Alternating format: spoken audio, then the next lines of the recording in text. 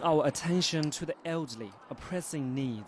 Since a Goodwill hotline launched in Beijing in 2006, more than 30,000 people have called in.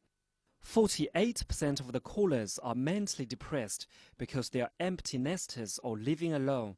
26% are seeking support, having had conflicts with their children, and another 26% are wanting comfort from bad health conditions they are suffering. In the minds of the elderly, there are three pillars that balance their world. One is their social role, another is their loved ones, and the last is their physical state. With their physical state slipping day by day, they would crave for more emotional support. 68 years old Miss Jiang got divorced 7 years ago. It cast a shadow over her life for nearly 2 years.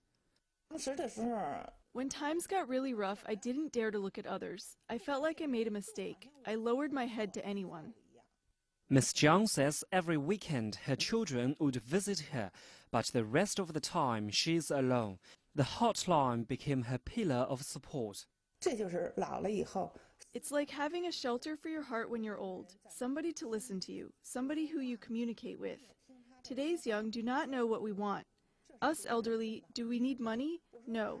We all have our own pensions. What we need is just some care. In a survey of 3,000 elderly people in Beijing, 90% said they wanted the community to provide more support to them.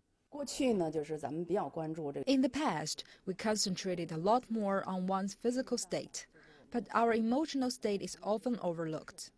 We do not have regular checks for this, and very few of us have files on our mental health. Li says we should step up education and public campaigns to raise awareness of this, giving the elderly what they need in time.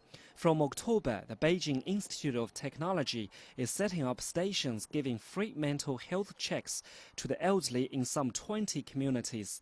Beijing, CCTV.